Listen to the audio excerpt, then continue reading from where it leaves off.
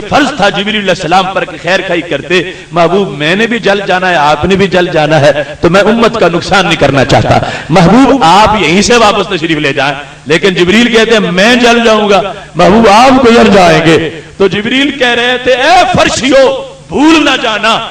ان جیسا بشر بھی کوئی نہیں، ان جیسا نور بھی کوئی نہیں۔ سبحان اللہ۔ یعنی صرف بشری بے مثل نہیں، یہ تو نور بھی بے مثل ہے کہ جہاں نور حضرت جبریل علیہ السلام کا اس تشویش ہے، بلکہ واضح کہہ دیا میں جل جاؤں گا۔ تو محبوب علیہ السلام نے آگے سے تبصرہ کیا کیا،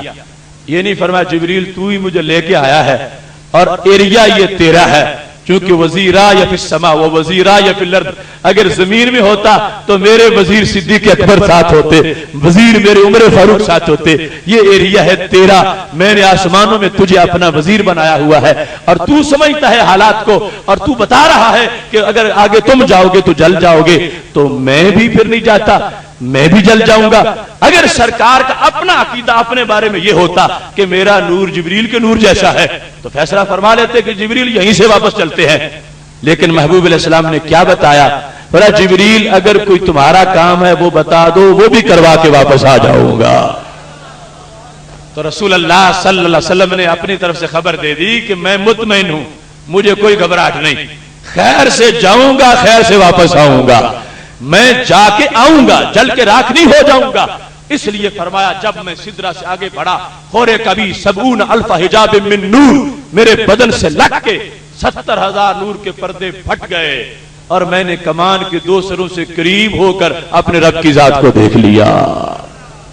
تو رب ذوالجلال نے جس طرح وہ فرعون کے مقابلے میں حضرت موسیٰ علیہ السلام کو بھیجنے سے پہلے انہیں ایک تجربہ کروا لیا تھا کہ اپنا عصا پھینکو تاکہ پہلے ایک مرتبہ سام مرتے دیکھ لو، ایسا نہ ہو کہ وہاں پہلے دیکھا نہ ہوا ہو تو کوئی دوسری صورتحال بن جائے۔ بلا تمثیل رب ذوالجلال نے یہاں نور کو 1000 سال تک اپنے سامنے رکھ کے اس کو اتنا پکا کیا، اتنا مستحکم کیا، اس انداز میں پاور دی، اس انداز میں فیض دیا کہ جس کا کوئی اندازہ کیسے کر سکتا ہے۔ اب دیکھو پہاڑ کی کتنی طاقت ہوتی ہے، اس میں پختگی کتنی ہوتی ہے، وہ ایک جلوے سے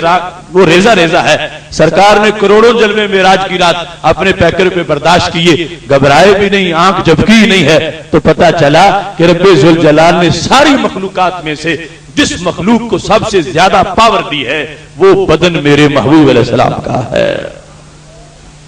اب جس وقت اس چیز کو رسول اللہ صلی اللہ علیہ وسلم نے اس حدیث نور میں اور خطبہ میلاد میں بیان کر دیا،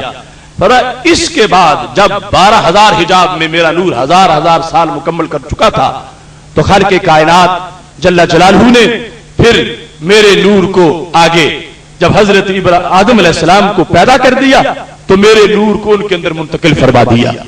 ان سے حضرت شیس علیہ السلام میں نور آ گیا۔ اب یہ بھی میلاد کا سلسلہ ہے، فرمایا کان ینتقل من طاہر الی طیب ومن طیب الی طاہر، میرا نور منتقل ہوتا گیا پاک پشتوں سے پاک رحموں کی طرف، پاک رحموں سے پاک پشتوں کی طرف، یہاں تک کہ رب نے میرا نور حضرت عبداللہ رضی اللہ تعالیٰ عنہ کی پشت میں پہنچا دیا، وہاں سے سیدہ آمنہ رضی اللہ تعالیٰ عنہا میں منتقل ہوا اور ان کی گود سے یہ نور 12ویں کی شب کو ظاہر ہو گیا۔ تو رسول اللہ صلی اللہ علیہ وسلم کا یہ بیان کرنے کا مقصد کیا تھا کہ میری امت پڑھے اور لوگوں کو بتائے کہ سرکار کا میلاد کیا ہے، کیسے نور کا سفر شروع ہوا، کہاں تک نور پہنچا، کیسے نور ظاہر ہوا، اور سید عالم نور مجسم شفیع معظم صلی اللہ علیہ وسلم نے لفظ جو استعمال کیے طیب اور طاہر کے، رب پاک پشتوں سے پاک رحموں کی طرف، میرا نور جہاں بھی گزرا رب نے اہتمام کیا کہ کسی آلودہ جگہ پہ نور نہیں رکھنا، کسی آلودہ جگہ پہ نور کی گزرگاہ نہ بنے، جہاں جہاں سے یہ نور گزرا اللہ نے ہر مقام کو ہر قسم کی آلودگی سے غبار سے پاک رکھا، شرک سے بڑھ کے کوئی گندگی نہیں، شرک سے بڑی کوئی نجاست نہیں، اور اگر ایک مقام بھی ایسا مانا جائے کہ جو معاذ اللہ شرک سے بھرا ہوا تھا اور ان کی پشت میں سرکار کا نور تھا تو اس سے نور کے تقدس کے تقاضے جو ہیں وہ پورے نہیں ہوتے۔ سوچنے کی بات ہے رب نے 60,000 سال تک اور 80,000 سال تک جس نور کو اتنے مقدس پردوں میں رکھا پھر اس کو گندی جگہ میں رکھنا تھا، ایسا نہیں ہے۔ فرمایا من طیب الی طاہر ومن طاہر الی طیب، جو حضرت آدم علیہ السلام سے لے کر سیدہ آمنہ رضی اللہ تعالی عنہا کی گود تک، اور میرا نور جہاں جہاں سے گزرا ہے اللہ نے ہر جگہ کو پاک پیدا فرمایا ہے۔ اس واسطے اس خطبہ میں یہ بھی ذکر آ گیا کہ ہمارے نبی علیہ السلام کے سلسلہ نسب کے بارے میں یقین کیا ہو جانا چاہیے،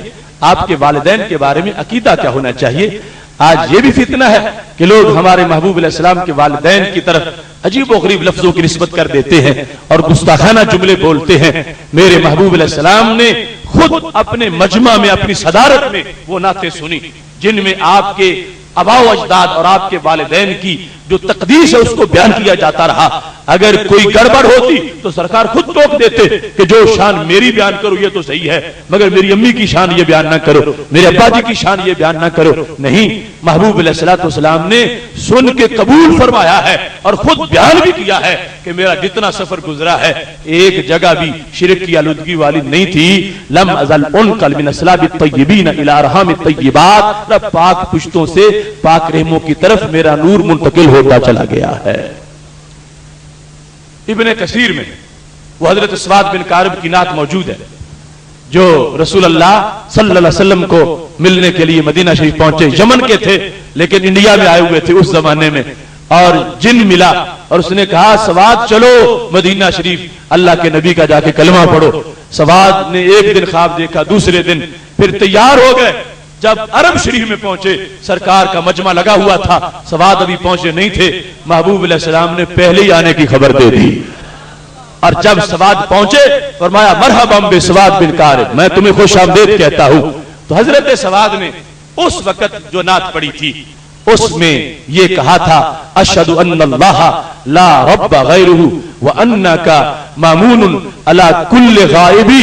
یہ بیان کرتے کرتے حضرت سواد نے یہ لفظ بولے وانک ادنی المرسلین وسیلۃ الی اللہ یبن الاکرمین العطائبی، اے میرے محبوب رب کی طرف ہر نبی ہی وسیلہ ہے مگر آپ سب سے قریب ترین وسیلہ ہیں۔ اشہد انہ کا، میں یہ گواہی دیتا ہوں کہ آپ کیا ہے، ادنا، ادنا بمعنی اقرب ہے، ادنا المرسلین، سارے رسول وسیلہ ہیں مگر آپ وسیلہ ہیں سب سے شارٹ، آپ کے ذریعے بندہ جلد رب تک پہنچ جاتا ہے۔ یہاں یہ بھی بات سامنے آ گئی، لوگ کہہ رہے تھے زندہ کا تو وسیلہ جائز ہے اور فوت شدہ کا وسیلہ جو ہے وہ جائز نہیں ہوتا۔ یہاں سارے نبی جنہیں حضرت سواد وسیلہ کہہ رہے تھے وہ دنیا میں آ کے واپس جا چکے تھے۔ ہاں زندہ ہے، وہ حیات ان کی موجود ہے مگر اس دنیا میں موجود نہیں تھے۔ اس کے باوجود جب انہیں وسیلہ کہا گیا اور ان میں سے سرکار کو بڑی شان والا وسیلہ کہا گیا تو سرکار نے یہ نہیں کہا انہیں وسیلہ مت کہو وہ تو جا چکے ہیں، مجھے کہنا جائز ہے وہ دنیا سے جا چکے ہیں۔ سرکار نے یہ تصدیق کر کے واضح کیا اب جو میں تمہارے سامنے بیٹھا ہوں اب بھی وسیلہ ہوں، جب اپنے گنبد خضرا میں ہوں گا پھر بھی وسیلہ ہوں گا، کیونکہ میرے سامنے جب پہلے نبیوں کو وسیلہ کہا گیا تو میں نے تصدیق کر دی ہے۔ کوئی شک نہ کرے نبی ظاہری زندگی میں بھی وسیلہ ہوتے ہیں، نبی بعد از وصال بھی وسیلہ ہوتے ہیں۔ سبحان اللہ۔ اور ضمناً یہ بات آ گئی ہے، میں تو یہ سمجھتا ہوں کہ جو شخص یہ فرق کرے کہ زندہ کا وسیلہ جائز ہے اور فوت شدہ کا جائز نہیں، وہ بندہ خود توحید مخالف گفتگو کر رہا، شرک کا وہ ارتکاب کر رہا۔ اب حدیث صحیح میں موجود ہے کہ اس وقت رسول اللہ صلی اللہ علیہ وسلم دنیا سے تشریف لے گئے، بارش نہیں ہوتی تھی تو حضرت عمر رضی اللہ تعالی عنہ نے اللہ کے دربار میں وسیلہ پیش کیا۔ بخاری شریف میں حدیث ہے کہ اے اللہ ہم تیرے نبی کے چچا کے ذریعے سے تجھ سے بارشیں مانگ رہے ہیں، بے ام نبی کا، محبوب علیہ السلام کے چچا جی کا نام تیرے دربار میں پیش کر رہے ہیں، اللہ ان کی وجہ سے بارش نازل فرما دے۔ اب اس سے کچھ لوگوں نے یہ دلیل بنا لی، کہتے ہیں دیکھو چونکہ نبی علیہ السلام جا چکے تھے دنیا سے تو اب نبی علیہ السلام کے چچے کے ذریعے سے وسیلہ کیا گیا، اگر جائز ہوتا بعد از وصال تو سرکار کا نام لیا جاتا، سرکار کے چچا جی کا نام نہ لیا جاتا۔ تو محدثین نے کہا نہیں، اصل میں مقصد یہ ہے لوگوں یاد رکھنا،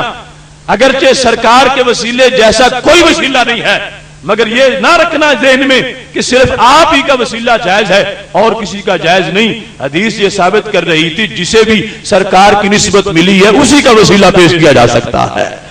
حضرت عمر تو یہ ثابت کرنا چاہتے ہیں کہ وسیلے کا دائرہ وسیع بڑا ہے، اللہ کے دربار میں آپ کی بھی بڑی ویلیو ہے، آپ کے خاندان کی بھی بڑی ویلیو ہے، آپ کے غلاموں کی بھی بڑی ویلیو ہے۔ اب یہاں پر جو شخص یہ تفریق کرتا ہے کہ ہم وسیلہ مان لیتے ہیں مگر زندہ کا مانیں گے، فوت شدہ کا نہیں مانیں گے، شرک کا وہ ارتکاب کر رہا ہے، اس واسطے کہ زندہ کا وسیلہ ہونا اور مردہ جو فوت شدہ ہے اس کا وسیلہ نہ ماننا، آخر اس کی بیس کیا ہے کہ کچھ زندہ نے رب کے ساتھ تعاون کر لینا ہے اور فوت شدہ تعاون نہیں کر سکتا چونکہ فوت ہو گیا ہے، تو مطلب بنا کہ وسیلہ زندہ کا پیش کیا گیا تو کچھ کام رب کرے گا